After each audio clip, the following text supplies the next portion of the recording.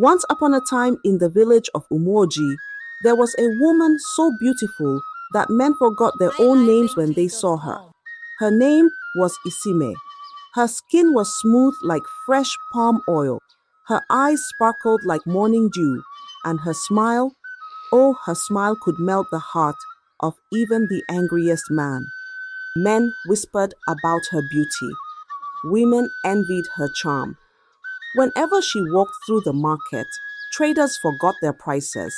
Men dropped whatever they were holding, and even the birds in the trees seemed to pause and watch. One old woman sighed and shook her head. This kind of beauty is dangerous, she murmured. But Isime was not just beautiful, she was wise. She knew the power she had over men, and she knew how to keep them at a distance. No touching before marriage, she always said. Every man Isime met, she always insisted that there would be no intimacy before marriage. Men saw this as a sign of dignity. They respected her. They praised her for her virtue. But Isime knew the truth. This was not about dignity. This was about her secret, a secret she had carried all her life. If a man ever touched her, if a man ever saw what was between her thighs, he would never be the same again. highlifeng.com. So she smiled. She laughed. She let them admire her from afar, but she never let any man too close. And that was how she lived. Until Emeka, a handsome young man, came into her life. Emeka was a good man, a man with a heart as pure as fresh palm wine. He was kind, he was hardworking, and he loved Isimi like no man had ever loved before. From the first time he saw her at the village stream, he was lost. His heart beat fast, his legs felt weak.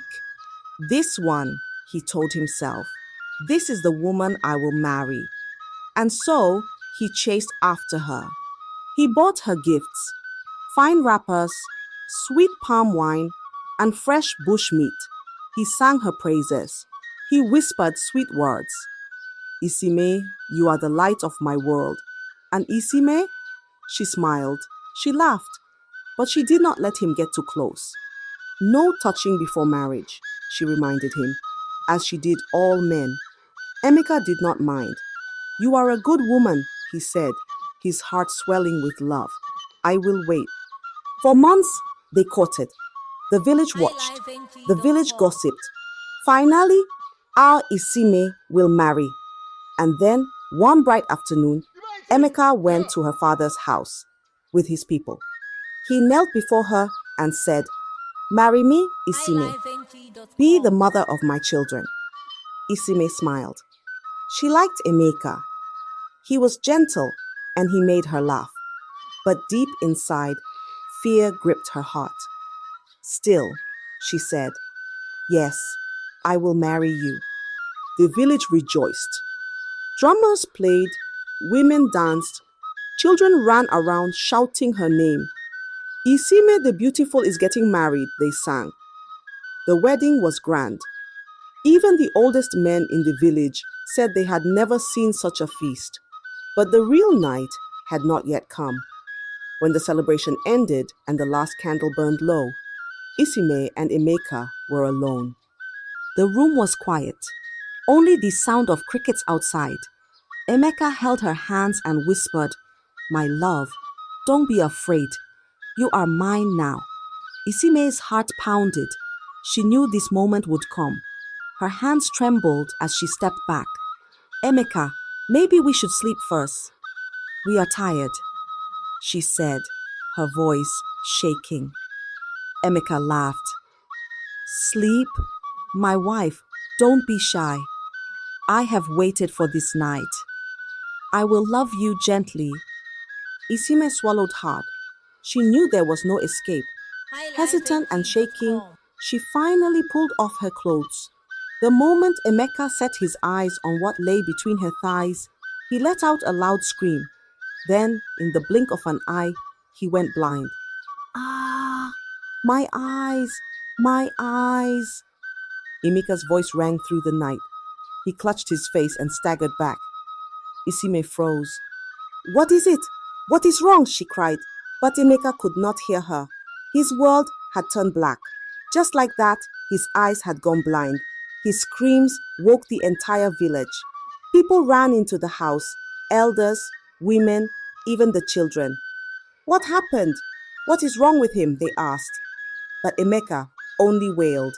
He pointed at Isime, shaking, his mouth open in horror. But he could not see her anymore. The elders whispered among themselves. The villagers looked at Isime with suspicion, but nobody could explain what had happened. The next morning, Isime packed her things and left. She did not cry. She did not explain. She just left Emeka behind, his eyes forever dark, his future forever changed. Her secret was still safe, but fate was not done with her yet. Not long after Emeka's mysterious blindness, whispers about Isime filled the village like harmattan dust. Some said she was cursed, others said Emeka had fallen sick from an unknown disease, but no one knew the truth, and Isime carried on with her life as if nothing had happened. Then, a few months later, Isime met another man. His name was Ejike. Ejike was not like Emeka. He was richer, stronger, and more powerful. His father was a great chief, and his mother came from a long line of wealthy traders. Ejike himself had businesses in many towns. He had horses, farms, and enough gold to make even the king jealous. When he first saw Isime, his heart skipped a beat. "Who is that woman?" he asked his friend at the market. "That is Isime," the friend replied, "the most beautiful woman in Umoji. But be careful, my brother. There is a mystery about her." Ejike laughed. "What mystery?" "A woman. This beautiful cannot be dangerous. I will marry her." And so, Ejike began to chase Isime like a hunter after a deer. He sent gifts to her house, cloths from faraway lands, beads that sparkled like the stars, and bags of rice big enough to feed a whole family for a year. But Isime, as always, smiled sweetly and said, "No touching before marriage." Ejike loved this about her. A woman of virtue, a woman who respects herself. This is the kind of wife I need. Before long, he asked for her hand in marriage. The wedding was grander than Emeka's. Drummers played until their hands ached. Dancers moved their bodies until sweat covered their skin. People came from far and wide to witness the marriage of Ejike the rich and Isime the beautiful. Even the king sent his messengers with gifts. But when the sun went down and the guests went home, the real night began. Ejike and Isime sat in their new home, a big house with high walls and fine furniture. Candles flickered in the room, casting long shadows on the walls. Ejike pulled her close and whispered, "My wife, my love, this night belongs to us. Don't be afraid." Isime's hands grew cold. Her heart beat like the village drum. She tried to move away, but Ejike only laughed and kissed her forehead. "Are you shy? Don't worry, you are mine now." Isime took a deep breath. There was no escape. Slowly, she removed her clothes. At first, Ejike froze. His eyes widened. His chest rose and fell as he took in the sight before him. Just as Ejike's eyes fell upon her secret of what's between her thighs, he opened his mouth to scream, but no sound came out. He lost his voice instantly. Ejike's face twisted in horror. He clutched his throat. His lips moved, but nothing came. He tried again. Nothing. His voice was gone. Panic filled his eyes as he turned to Isime, pointing, trying to speak, but no words came. His whole body shook as he grabbed his ears. A ringing sound, loud, sharp, endless. Then, silence. Ejike could not hear. He could not speak. Fear gripped his body like a spirit had entered him. He stumbled backward, hitting the wooden stool. He ran to the door, pushing it open, rushing into the night. Outside, some of his family members were still sitting around, drinking palm wine and laughing. When they saw Ejike, they stood up in confusion. Ejike, what is wrong? One of his uncles asked. Ejike pointed at his mouth, then at his ears. He tried to speak, but no words came. He shook his head, slapped his own ears, waved his hands frantically. Why is he acting like this? Someone whispered. The people gathered. The drummers stopped drumming. Even the wind seemed to pause, waiting. Ejike, talk to us. What happened? Ejike opened his mouth again. Silence. Someone shouted, He has lost his voice. Another said, He cannot hear us. Murmurs filled the air. Whispers. Suspicion. Fear. Isime stood at the door, watching. Her heart was racing. The villagers were staring at her now. This is not ordinary. An elder finally said, First, Emeka lost his sight. Now Ejike has lost his voice and hearing. Something is wrong. Something is very wrong. Ejike's mother fell to the ground wailing, My son! My son! Who did this to you? The people turned to Isime. Isime shook her head. I don't know what happened. I swear, I don't know. But nobody believed her. That night, Ejike's family took him to many herbalists. They made sacrifices, they prayed, they begged the gods. But his voice never returned. His hearing never came back. The next morning, Isime packed her things and left. She did not cry. She did not explain. She simply walked away. Her secret was still hidden. But the villagers were talking now. This was not a coincidence. This was a curse. And fate was not done with her yet. By now, Isime's name carried whispers wherever she went. People spoke in hushed tones when they saw her pass. Two men, one blind, one mute, and deaf. Yet no one could prove anything. Some said it was bad luck. Some said it was the work of spirits. But no one had the courage to speak to her directly. Then came Obina. Obina was not just rich. He was the richest man in all of Umoji. His father owned lands. His mother owned markets. And Obina himself had enough money to buy anything or anyone he wanted.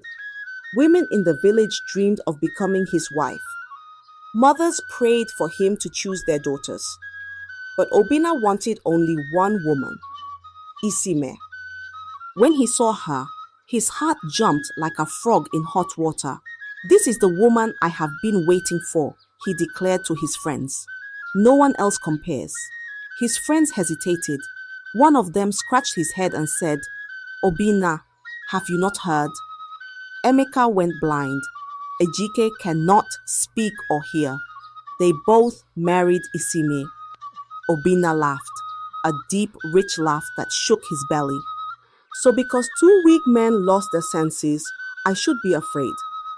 Do you think I am like them? I am Obina. I have money.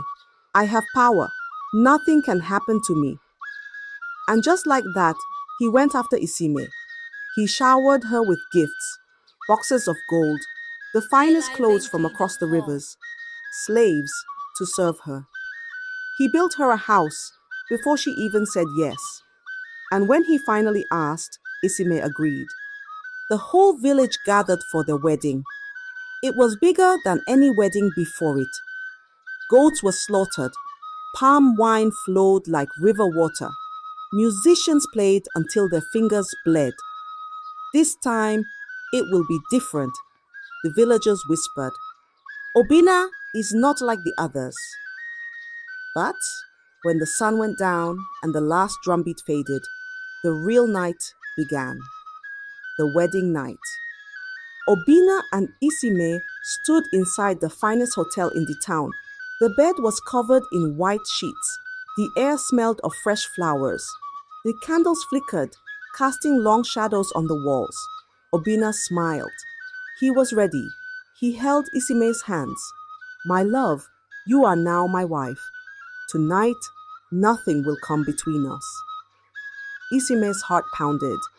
Her hands turned cold. Her legs felt weak. She had seen this before. The same night, the same moment, the same fear. She tried to move away, but Obina only laughed. Don't be shy, my wife. You belong to me now. Isime took a deep breath. No escape. Slowly and hesitant, she removed her clothes. Already high in the mood, Obina reached for her.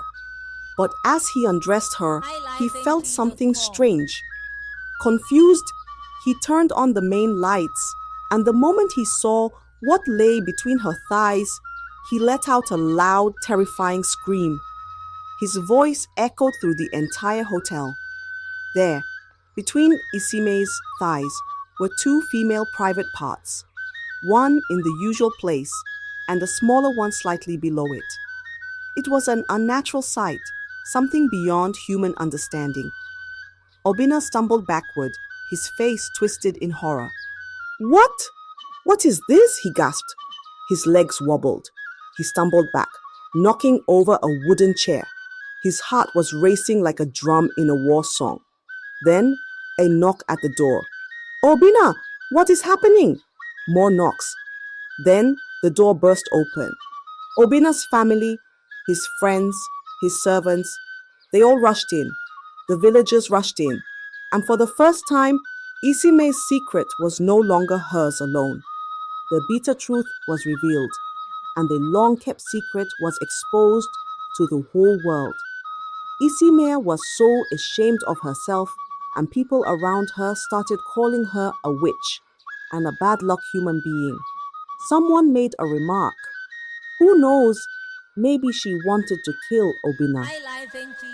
The words were too harsh for her to bear as she began to tremble. Another person said, We don't want to hear anything from you, killer. Who sent you? Isime trembled in fear and shame as she began to speak. Obina, still trembling and gasping for breath, suddenly coughed. Blood trickled from his mouth. His eyes bulged in horror, and within moments, he collapsed. His body convulsed violently before he breathed his last. The entire village stood in shock. The man who had just been celebrating his wedding hours ago was now dead. Isime lay on the cold floor, her hands shaking, her face wet with tears. The crowd roared above her, their voices sharp like knives. She is a witch. She has deceived Obina. She killed him. Isime covered her ears. The voices were too loud. The words were too heavy. She wanted to scream, to disappear, to wake up from this nightmare. But she couldn't. Tears rolled down her cheeks as she lifted her head. Her lips trembled. Her voice was weak. Please, let me speak. We don't want to hear anything from you. Evil woman, someone shouted. She must have used charms to trap Obina. Isime shut her eyes, took a deep breath, and then she spoke. I didn't ask for this, she said, her voice cracking. The room fell silent. I was born this way. I never knew. I swear, I never knew. The villagers stared, their eyes filled with doubt and anger. But Isime continued.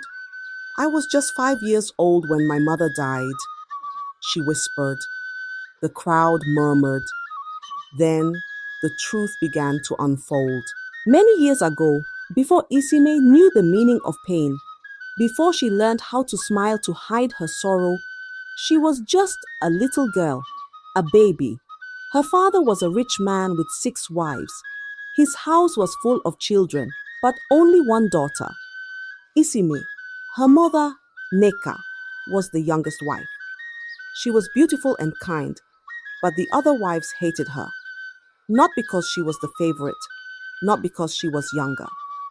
They hated her because she gave birth to a girl. In the household, boys were everything. Boys carried the family name. Boys inherited the land. Boys were celebrated. But a girl was nothing. Isime's 5 stepmothers looked at her with jealousy and hatred. Why must she be the only one with a daughter? Mama Nkechi, the second wife, hissed. We have given birth to sons. But look how happy our husband is because of this girl. Mama Ijoma, the third wife, spat. But the worst of them all was the first wife, Mama Chidi. She was the oldest, the most powerful among the wives, and the most dangerous. Her heart was blacker than the darkest night. One evening, as the sun set behind the hills, Mama Chidi made a terrible decision. This girl will never know happiness, she whispered. I will make sure of it. She swallowed hard. One evening, my mother drank palm wine, but she never woke up. They said it was the gods, but I know the truth. She was poisoned. The people gasped.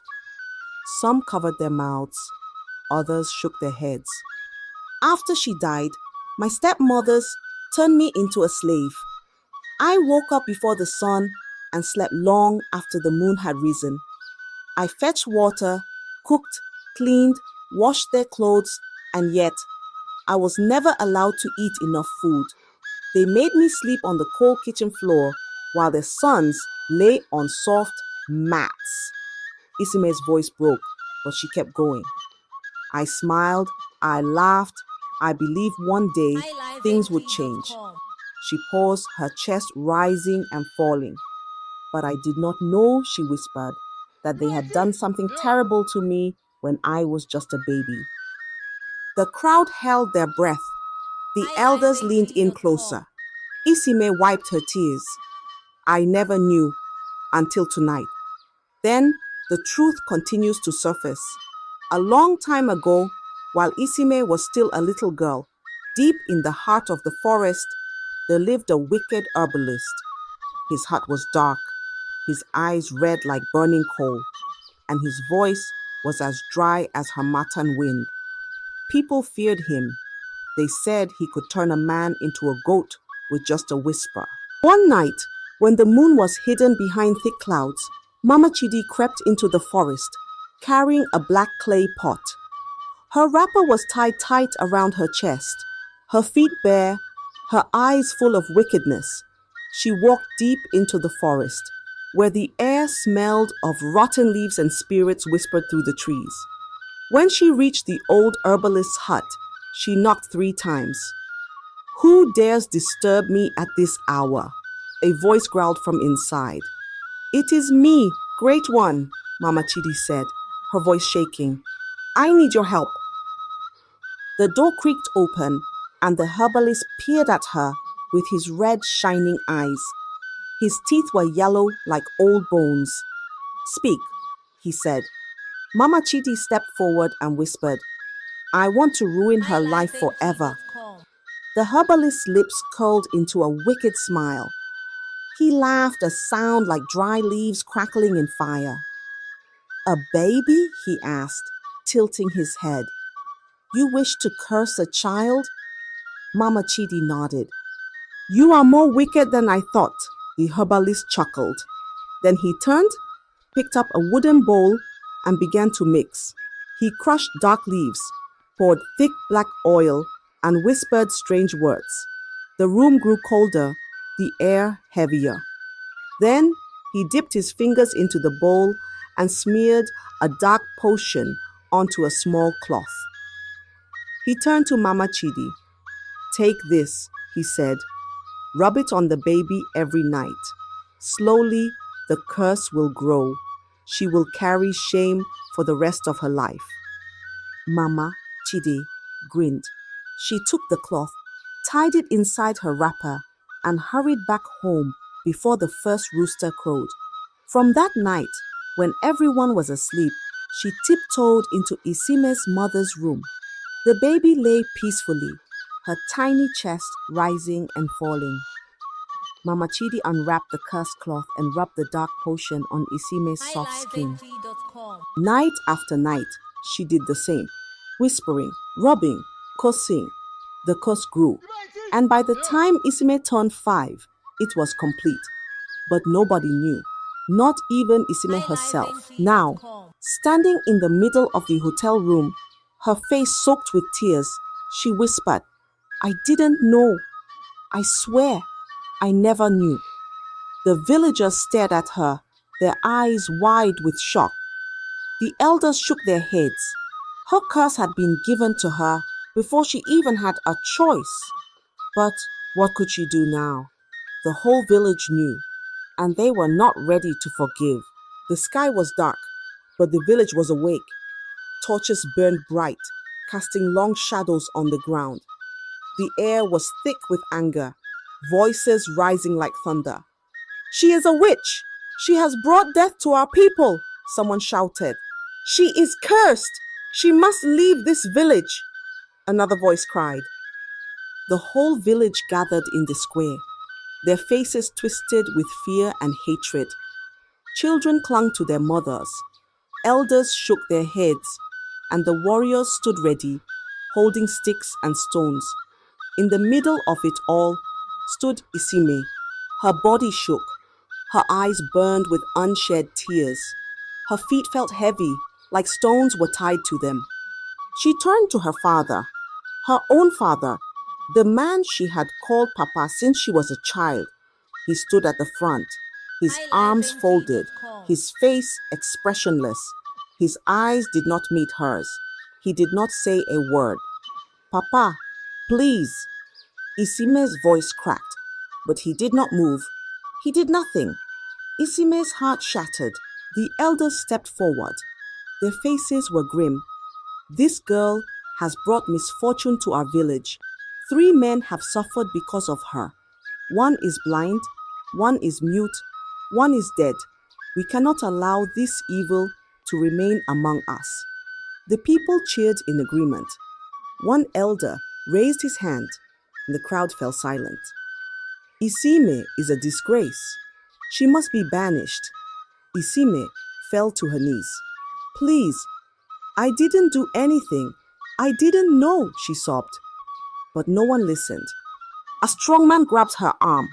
Another grabbed the other. They dragged her forward. Isime screamed, "Papa, help me." But her father turned away. Her own blood had abandoned her. Tears blurred her vision.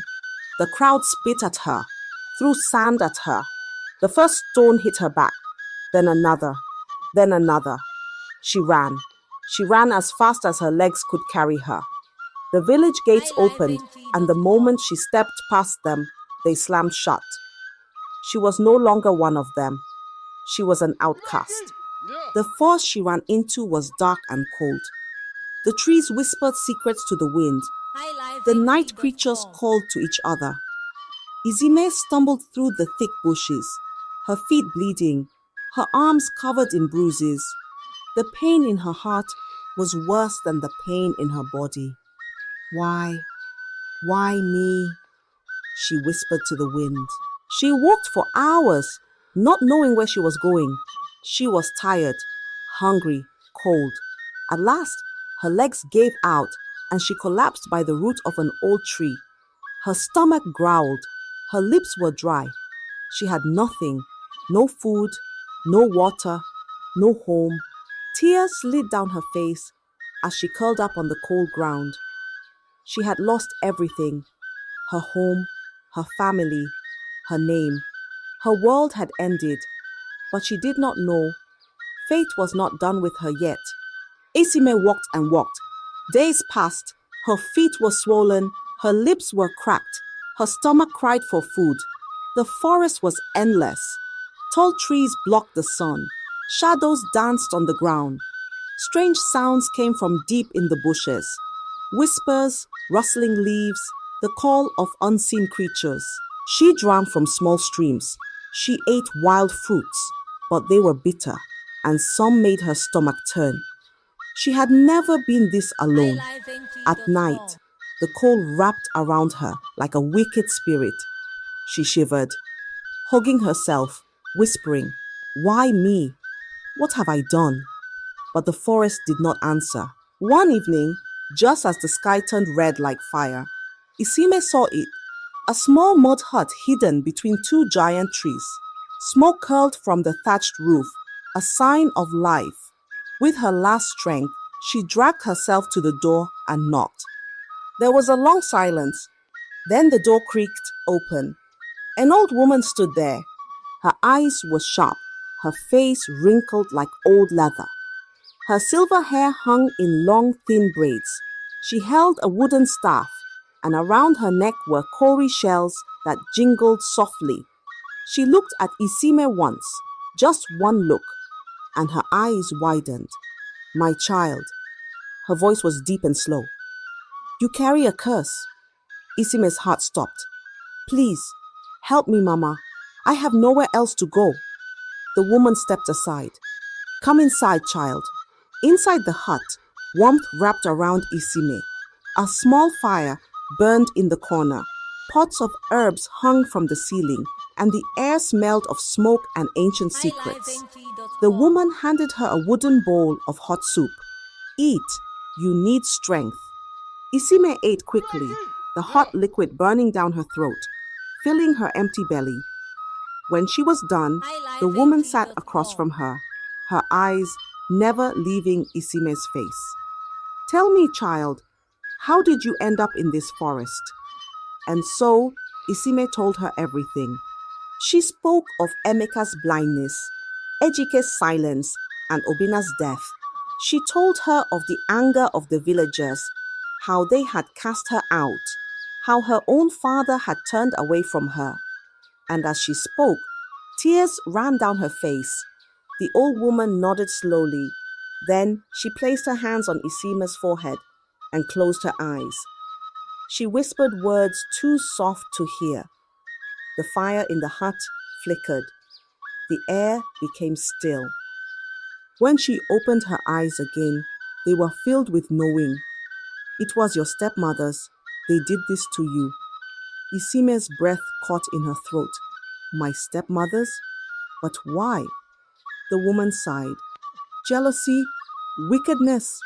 Their hearts were black with envy. They did not want you to be happy. So they cursed you before you even knew yourself. Isime's hands curled into fists. She remembered the whispers behind her back as a child, the way they made her suffer, the way they treated her mother like nothing. Everything made sense now. They took everything from me, Isime shouted. My happiness, my life. They left me with nothing. Her body shook with rage. Then she stood up. Her voice was steady. Her heart was strong. I must go back, she said. I must face them. The old woman smiled. Yes, child, it is time for the truth to come out. Isime walked with purpose. She was no longer the scared woman who had run into the forest. She was different now, stronger, wiser, ready. The old woman, Ejira, walked beside her, holding her wooden staff. The forest had once swallowed Isimia, but now it had given her back. The village came into view. The place that had cast her out now stood before her. She took a deep breath. No fear, no turning back. It was time for the truth. The villagers saw her before she even reached the square. She has returned, someone shouted. People ran out of their homes, staring, whispering. Didn't we banish her? How is she still alive? But Isime did not stop. She walked straight to the elder's hut. The oldest men in the village, the ones who had banished her, sat in a circle, talking about village matters. When they saw her, they froze. The chief elder stood up. Isime, what are you doing here? You are no longer one of us. Isime's voice was steady, clear, unshaken. I have come for justice. I have come for the truth. The elders frowned. The villagers gathered around, curious, confused. Then her stepmothers arrived. Mama Nkechi, Mama Ijeoma, the others. And at the front, Mama Chidi, the wicked one. Their faces went pale when they saw Isime. She turned to them. Her eyes burned with anger. "You cursed me," she said. The crowd gasped. The stepmothers looked at one another, fear creeping into their eyes. Mama Chidi forced a laugh. "What is this girl saying? Has she run mad in the forest?" Isime did not blink. She lifted her chin and said, "You went to a herbalist. You used black powder on me when I was a baby. You turned me into this." Silence. The people turned to the elders. The elders turned to the stepmothers. "Is this true?" one elder asked. Before they could deny it, Ejira stepped forward. She reached into her bag and pulled out a small leather pouch. She opened it and let the black powder spill into her palm. The same black powder that had cursed Isime. The evidence, the proof. The villagers gasped. Mama Chidi's face turned white like ashes. Her hands trembled. I don't know what this is." But Ejire was not finished. She raised her staff and spoke words of old, words that only the wise knew. The fire in the elder's hut flickered, swayed, then roared to life. The villagers staggered back in shock, and in that moment, Mama Chidi fell to the ground. Her body shook, her mouth opened, but no words came out. The elders stepped forward, their faces filled with horror. "You did this to a baby?" one of them whispered. Mama Chidi began to cry. She fell on her knees. "Please, forgive me." But the villagers were not ready to forgive. "This woman has destroyed an innocent life. She has brought a curse upon our village. She must be punished." Then someone picked up a stone. Then another. And another. Mama Chidi screamed. The first stone hit her shoulder. The second one hit her back. More stones, more anger, more voices rising in rage. Isime watched without blinking. This was the woman who had cursed her, the woman who had ruined her life. And now she was paying for it. Mama Chidi's screams faded. Her body fell still. The stone stopped. She was dead. The villagers turned to the other stepmothers. Their faces were full of fear. They fell to their knees, begging, "Please, we only followed her. It was her idea." But the elders shook their heads. "You watched it happen. You let it happen. You will not live among us anymore." And just like that, they were banished. Just like Isime had been. Only now, they had nowhere to go. The curse had been broken, but Isime's heart was still heavy. Would she ever be whole again? Would she ever be free? Only time would tell. The village had spoken. Justice had been served. The women who had cursed her were gone.